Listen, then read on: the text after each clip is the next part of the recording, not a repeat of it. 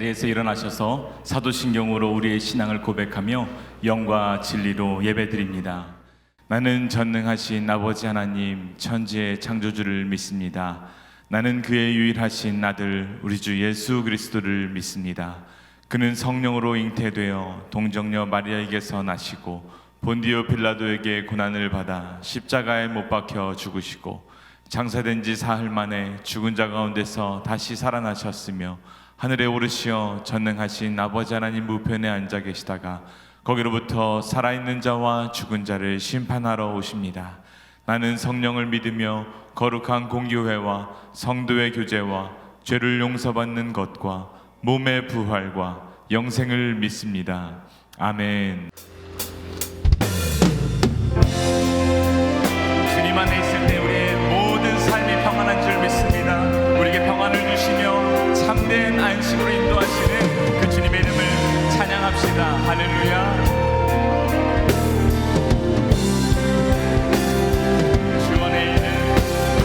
주 안에 있는 나에게 난 근심이 있으랴. 십자가 밑에 나아가 내 짐을 그 두려움이 변하여 그 두려움이 변하여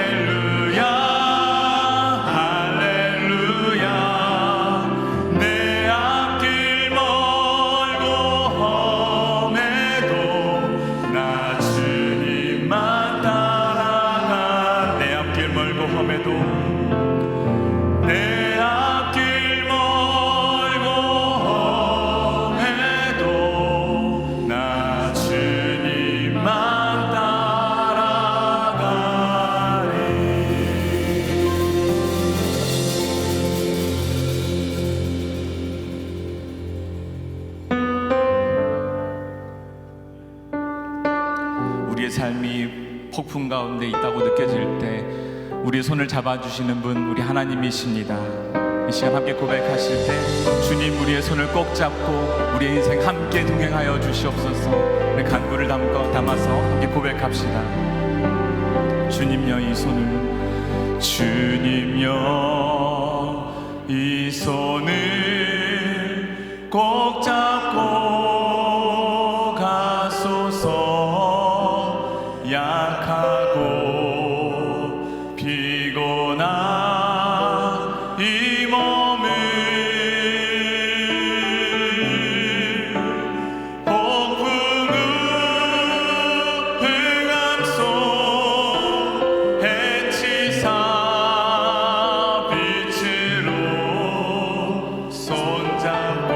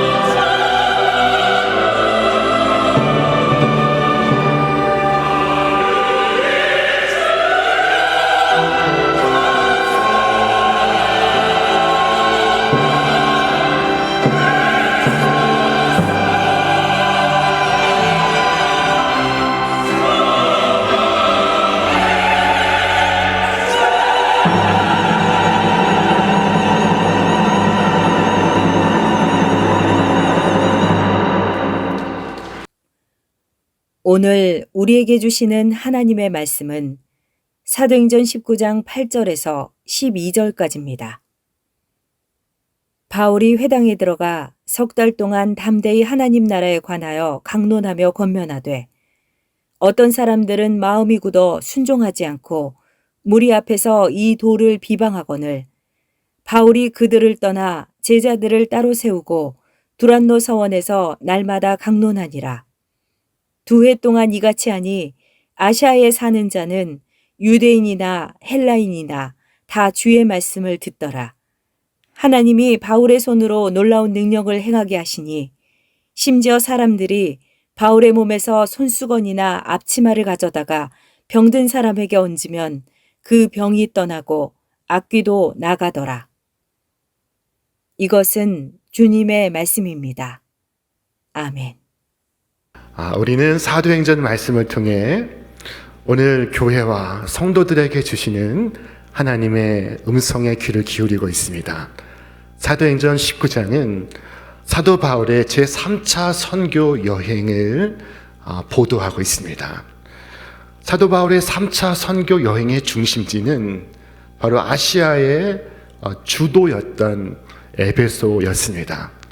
바울은 이 에베소에서 몇몇의 사람들을 만나서 물었습니다. 너희가 믿을 때에 성령을 받았느냐? 그때 그들이 이처럼 답을 합니다. 우리는 요한의 세례만 받았을 뿐 성령의 세례를 받지 못했습니다. 성령이 있음도 들어본 적이 없습니다. 그때 사도 바울은 세례 요한이 회개의 세례를 베풀면서 내 뒤에 오신 이를 믿으라 선포했던 그분이 예수 그리스도시라고 전했습니다. 자, 바울의 전하는 복음을 듣고 이들이 예수 그리스도 이름으로 세례를 받습니다. 세례를 받을 때 하늘에서 성령이 임하기 시작했습니다. 그때 그들이 방언을 하고 예언을 합니다. 자, 이 놀라운 성령의 사건이 있은 후에 바울은 변함없이 회당에 나가서 주의 도를 전했습니다. 그러나 회당의 유대인들은 바울의 전하는 복음을 듣지 않습니다. 심지어 비방을 하였습니다. 오늘 성경은 말씀하기를 그 이유가 그들의 마음이 굳어서였다고 말씀하고 있습니다. 자, 결국 바울은 회당을 떠나 두란노 서원으로 자리를 옮겨 그곳에서 말씀을 강론하기 시작합니다. 이 두란노 서원에서 바울의 강론은 무려 2년 동안이나 지속되었습니다. 2년 동안 날마다 계속되었습니다. 여러분, 2년간 날마다 말씀을 공부하면 어떻게 될까요? 하루도 빠짐없이 2년 동안 말씀을 바울과 함께 공부하면 그는 어떤 사람이 되겠습니까? 그는 분명 세상과는 구별된 사람이 될 것입니다. 자, 그들은 바울의 강론에 빠지지 않았습니다. 바울도 에베소를 떠나기 전까지 두란노 서원에서 날마다 말씀을 강론했습니다.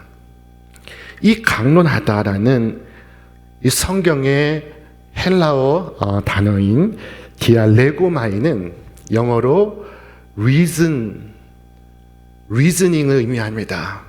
논리적으로 설명하다. 이성을 사용해 말씀을 가르치고 공부했던 것입니다. 자, 흔히 성령 체험과 이 말씀 중심의 신앙은 서로 정반대라고 생각하는 분들이 있습니다. 그러나 사실은 그렇지 않습니다. 성령과 말씀은 뗄래야 뗄 수 없는 관계입니다. 왜 그렇습니까? 성령을 체험하면 말씀을 읽고 싶고 듣고 싶고 공부하고 싶어지는 것입니다.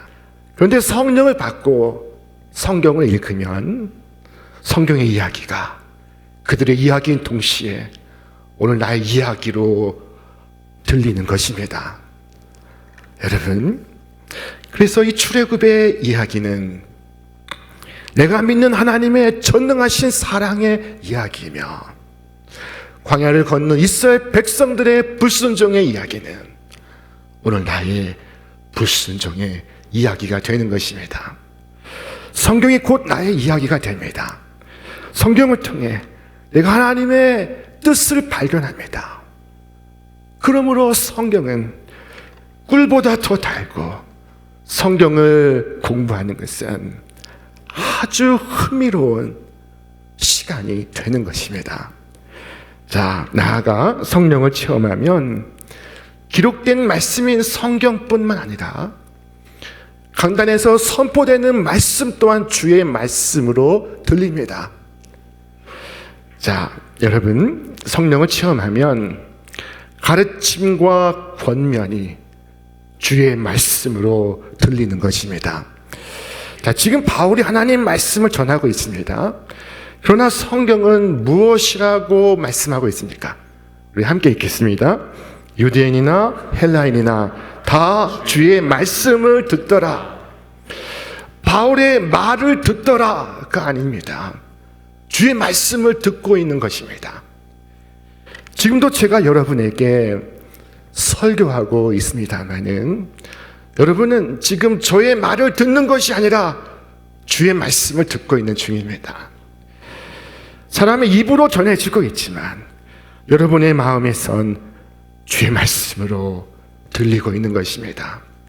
사람의 음성을 통해서 하나님의 음성을 듣는 것입니다. 유창하게 전하든 어눌하게 전하든 어떤 모습으로 전하든 주의 음성으로 듣고 있는 것입니다. 셋째로, 성령과 말씀이 뗄래야 뗄 수 없는 관계인 것은 성경의 저자가 바로 성령이시기 때문입니다. 오늘 그러므로 이 성경의 말씀에 귀 기울이면, 성경의 말씀을 믿음으로 취하면 성경에 담긴 성령의 역사가 오늘 내 삶 속에 재현됩니다. 성경의 말씀에는 성령의 역사가 기록되어 있습니다. 그래서 믿음으로 그 말씀을 취하면 성령의 능력이 오늘 나에게 나타나는 것입니다. 가장 큰 능력은 중생하는 능력입니다. 굳은 마음, 못된 마음 버리고 마음이 깨어지면서 예수님께 돌아와 구주를 믿는 것입니다. 하나님의 말씀은 사람을 변화시킵니다. 여러분, 사람이 얼마나 변화되기 어려운지요. 그런 하나님의 말씀은 사람을 변화시킵니다. 근본적으로 변화시킵니다. 완전히 변화시킵니다. 방탕한 삶을 살아갔던 사람이 하나님 말씀으로 변화받아 새로운 삶을 살아갑니다. 성 어거스틴은 17세 나이에 사생아를 낳을 정도로 방탕한 삶을 살아갔습니다. 그런 그였으나 그가 로마서 13장 13절과 14절 말씀을 들을 때 그가 변화를 받습니다. 그는 교회사에 길이 남을 성자가 되었습니다. 마틴 루터는 영적인 깊은 고뇌 가운데 방황하고 있었습니다. 그런 그가 로마서 1장 17절 말씀을 읽고 변화를 받습니다. 그가 나아가 종교 개혁을 일으킵니다. 세계의 역사를 변화시킵니다. 여러분, 기적 중에 기적은 사람이 변화되는 것입니다. 가장 큰 이적은 죄인이 회개하여 주께로 돌아오는 사건입니다. 자, 그리고 이 구원받는 기적과 함께 부수적 기적들이 나타나기도 합니다. 병을 고침받고 귀신이 쫓겨나기도 합니다. 오늘 하나님께서 바울의 손을 통하여 놀라운 일을 행하시는데, 사람들이 바울의 몸에서 그의 앞치마나 손수건을 가져다가 병든 자에게 얹으면 병을 낫고 치유받는 일들이 일어나기 시작했습니다. 자, 얼마나 놀라운 이야기입니까? 바울이 직접 손으로 안수한 것이 아닙니다. 바울이 그를 붙들고 기도한 것이 아닙니다.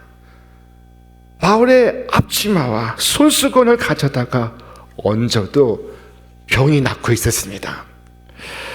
여러분, 여기서 중요한 것은 하나님께서 바울을 사용하고 있으시다 하는 것입니다. 우리 말씀 같이 읽겠습니다. 하나님이 바울의 손으로 놀라운 능력을 행하게 하시니. 자, 오늘 본문이 분명히 말씀하고 있습니다. 하나님이 바울의 손으로 능력을 행하게 하셨다. 하나님께서 바울을 통해 이적을 나타내시고 있으시다. 하나님의 능력이 나타나고 있는 것이지 바울의 능력이 아닙니다. 하나님께서 바울을 통하여 행하시는 것입니다. 여러분, 어떤 사람에게 능력이 있지 않습니다.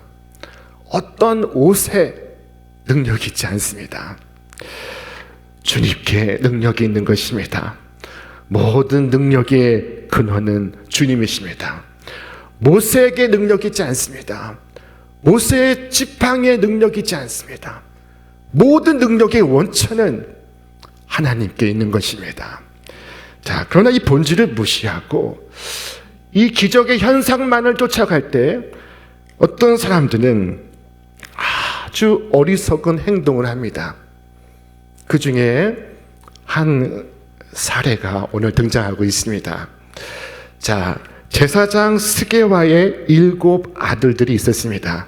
이 아들들이 악기 들린 자에게 어떻게 하는지 한번 보시겠습니까? 내가 바울이 전파하는 예수를 의지하여 너희에게 명하노라. 이전 번역은 이렇게 기록했습니다. 내가 바울의 전파하는 예수를 빙자하여 너희에게 명하노라. 자, 그들이 바울을 흉내내고 있습니다. 그들도 바울처럼 기적을 행할 수 있을까요? 아니요. 그럴 수 없습니다. 자, 귀신이 나가지 않자 그들은 다양한 시도를 했습니다. 아마도 예수의 이름으로가 안 되니 나사렛 예수의 이름으로도 해보고, 아니면 골고다에서 십자가 지신 예수님의 이름으로 또 해보고, 아니면 나사렛 예수의 이름으로도 해보았을 것입니다. 자, 그러나 도무지 나가지 않았습니다. 오히려 귀신이 나가기는커녕 이와 같이 말하는 것이 아니겠습니까? 내가 예수도 알고 바울도 알거늘 너희는 누구냐? 자, 그리고 이 악귀 들린 사람이 그들에게 달려들자 그들이 큰 상처를 입고 옷이 벗겨진 채 황급결에 도망을 쳤다고 성경은 말씀하고 있습니다. 마귀가 정확히 한마디를 했습니다. 예수도 알고 바울도 아는데 너는 누구냐? 결국 자기는 마귀요, 자기는 구원받지 못하지만 간접적으로 저가 그리스도를 증거하고 있습니다. 여러분, 진리가 임하면 거짓이 숨지를 못합니다. 자, 에베소에서 사도 바울이 진리이신 주의 말씀을 강론할 때 에베소를 억누르고 있던 거짓의 영들이 정체가 탄로나기 시작했습니다. 악귀도 진리의 말씀 앞에서 장난을 치지 못하고 오히려 진실을 폭로하고 있습니다. 오직 주의 능력만이 이 어두운 세력을 물리칠 수 있음을 믿으시기를 바랍니다. 말씀의 능력만이 귀신을 물리칠 수 있습니다. 이제 이 스게와의 아들들의 이야기가 에베소에 퍼져가기 시작했습니다. 에베소의 온 유대인과 헬라인들이 그 이야기를 듣고 깜짝 놀라게 되었습니다. 우리가 지금까지 경험한 마술은 시원치 않았는데 이것은 진짜로구나, 정말이로구나. 자, 에베소는 무당이 많기로 유명했습니다. 온갖 주술들이 성행했습니다. 당시에 마술사들의 비방을 적은 책들이 있었습니다. 그곳에 부적과 주문과 주술에 관한 것이 기록되어 있습니다. 지금은 책을 만들려고 하면은 인쇄기로 무한 찍어낼 수 있습니다. 그러나 그 시대는 일일이 손으로 쓰고 그림으로 그려야 했습니다. 그러므로 책 한 권이 얼마나 비쌌겠습니까? 일반 평민은 책 한 권 갖고 있지를 못했습니다. 자, 그런데 이 일이 있은 후에 에베소 사람들이 이런 책들을 모아다가 불태우는데 그 책들을 헤아려 보니 은 5만이나 되었더라. 성경이 말씀하고 있습니다. 이로 보건대 점과 사주, 팔자, 온갖 주술에 관한 비즈니스가 에베소에 성행하였다는 것을 미루어 짐작할 수 있습니다. 자, 그러나 보십시오. 이들이 이 많은 값의 책을 불태워 버렸다는 것이 무엇을 의미하고 있습니까? 마술하던 사람들에게 마술하는 책은 그들의 인생을 지도하는 책입니다. 그들은 그 책에 의존하여 살아가고 있습니다. 그런데 그들이 그 책을 불살라 버렸습니다. 이것이 무엇을 의미하는 것입니까? 자, 그들은 자신들의 생명과도 같은 책을 불태워 버렸습니다. 그것은 믿음의 결단을 내리는 것을 의미합니다. 다시는 이전의 옛 생활과 옛 습관으로 돌아가지 않으리라. 자, 만약 그들이 책을 불태우지 않고 팔았다면 하나님으로부터 큰 화가 임했을 것입니다. 그러나 그들은 책을 불살라 버립니다. 하나님은 이처럼 주를 따르기 위하여 자기를 부인하는 자들을 축복하시고 그리고 그들에게 보상을 주시는데 기가 막힌 보상으로 저들을 되갚아 주십니다. 자, 책들을 불태워 버린 그들은 다른 거룩한 책을 받게 되었습니다. 그게 성경의 에베소서인 것입니다. 자, 그들은 그리스도를 위하여 책을 불태우고 그리스도로부터 다른 책을 선물로 받았습니다. 자, 바울이 기록한 에베소서 1장 1절은 이렇게 시작됩니다. 우리 함께 읽겠습니다. 하나님의 뜻으로 말미암아 그리스도 예수의 사도된 바울은 에베소에 있는 성도들과 그리스도 예수 안에 있는 신실한 자들에게 편지하노니 하나님 우리 아버지와 주 예수 그리스도로부터 은혜와 평강이 너희에게 있을지어다. 하나님 우리 아버지와 주 예수 그리스도로부터 은혜와 평강이 너희에게 있을지어다. 여러분, 얼마나 놀라운 말씀입니까? 당시 에베소에는 은혜와 평강이 없었습니다. 그들에겐 마술과 주술만이 있었을 뿐입니다. 자, 오늘날에도 얼마나 많은 미신과 잡신과 이단들이 있습니까? 거리를 한번 걸어가 보십시오. TV를 한번 켜 보십시오. 요즘 같은 불황기에는 점집이 성업을 이루고 있습니다. 점을 치는 자들이 TV에 등장하고 있습니다. 자, 그들은 사람들의 불안을 먹고 커나가고 있습니다. 어리석은 사람들은 이사를 하려 해도 먼저 점을 쳐봐야 됩니다.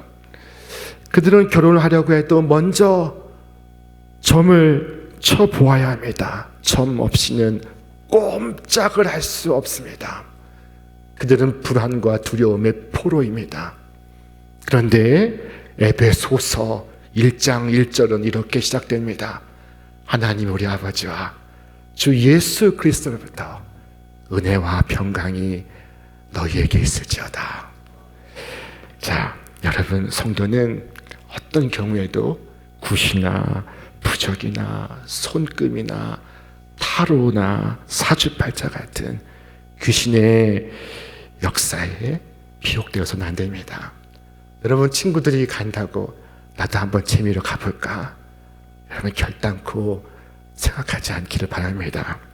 오직 주의 말씀만이 진리입니다. 주의 말씀을 추상적으로 생각하지 마십시오. 주께서 무엇을 말씀하셨습니까? 살리는 것은 영이니 육은 무익하니라. 내가 너희에게 이른 말은 영이요 생명이니라. 여러분, 주의 말씀은 거룩한 영으로 기록한 생명의 책입니다. 자, 말씀을 통해 사람이 생명을 얻습니다. 사람이 거듭납니다. 변화됩니다. 슬픔이 변하여 기쁨이 되고 소망이 되고 죽음 앞에서도 하나님을 찬송할 수 있게 됩니다. 원수를 이기고 어떤 사람이라도 사랑하고 용서할 수 있게 됩니다. 이렇게 바울이 두란노 서원에서 2년 동안 말씀을 강론하니 에베소는 물론이거니와 아시아 전역에 믿는 자들이 퍼져가기 시작했습니다. 자, 이에 대해서 성경은 이와 같이 말씀하고 있습니다. 우리 함께 읽겠습니다. 이와 같이 주의 말씀이 힘이 있어 흥왕하여 세력을 얻느니라. 여러분, 하나님 말씀이 흥왕할 때 죄인이 죄를 버리고 주께로 돌아옵니다. 하나님 말씀이 흥왕할 때 사람들이 불의한 소득을 포기하고 도박꾼들이 카드를 던져버립니다. 지금도 이런 일이 일어나는 줄로 믿습니다. 왜냐하면 복음은 어제나 오늘이나 동일하기 때문입니다. 그리고 인류의 상태도 변화없기 때문입니다. 정복돼야 할 죄 역시 여전히 같기 때문입니다.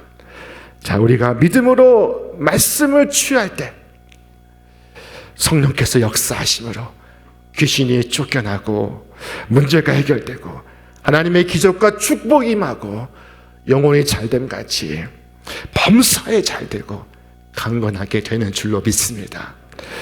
여러분, 두란노 서원의 성도들처럼 날마다 하나님 말씀을 읽고 듣고 묵상하기를 바랍니다. 우리가 성경을 이렇게 공부하는 것은 지식을 쌓기 위해서가 아니라 실천하기 위해서입니다. 다른 말로 하면 순종하기 위해서입니다. 여러분, 하나님 말씀을 순종할 때는 이렇게 하면 내게 해로울까 유익이 될까? 내 이치와 사리에 맞을까 안 맞을까? 이것이 될까 안 될까를 묻지 마시기를 바랍니다. 베드로는 전문적인 어부로서 자신의 방법과 기술을 내세우지 않고 주의 말씀에 순종했습니다. 베드로와 그 동무들은 밤새도록 그물을 던지고 또 던지고 있었지만 물고기를 낚지 못했습니다. 동이 틀 때까지 그물을 던지고 있었지만 그러나 헛수고였습니다. 그러나 베드로는 주님께 말했습니다. 밤이 맞도록 수고를 하였어도 얻은 것이 없지만은 내가 말씀에 의지하여 그물을 내리리이다. 자, 베드로는 알았을까요? 그가 지금 우주를 창조한 전능하신 하나님의 그 말씀에 의지하고 있다는 것을, 하늘의 천사들이 주의 말씀에 의지하고 있다는 것을, 하나님 말씀을 청종하며 그 명령을 수행하고 있다는 것을, 주의 말씀에 의지하여 온 우주의 시간과 공간이 존재하게 되었고 하늘과 땅과 바다의 생물들이 태어나게 되었습니다. 온 세계가 그 말씀에 순종하고 있습니다. 여러분, 성경의 모든 믿음의 사람들은 주의 말씀에 의지하여 행동하고 주의 말씀의 빛의 인도를 받았습니다. 주의 말씀을 따라 삶의 방향을 결정했습니다. 여러분, 오늘 주의 말씀이 이와 같이 여러분 삶을 이끄는 법칙이 되기를 바랍니다. 여러분 삶의 가장 귀한 금과 옥조가 되기를 바랍니다. 여러분 이 아침에 두란노 서원의 생도들처럼 날마다 하나님 말씀에 붙어 있겠다고 결단하지 않으시겠습니까? 사무실에서나 차 안에서나 거리에서나 시장에서나 말씀을 내려놓지 않고 말씀을 나의 가슴에 새기시길 바랍니다. 우리 말씀 같이 읽겠습니다. 인자와 진리가 내게서 떠나지 말게 하고 그것을 내 목에 매며 내 마음판에 새기라.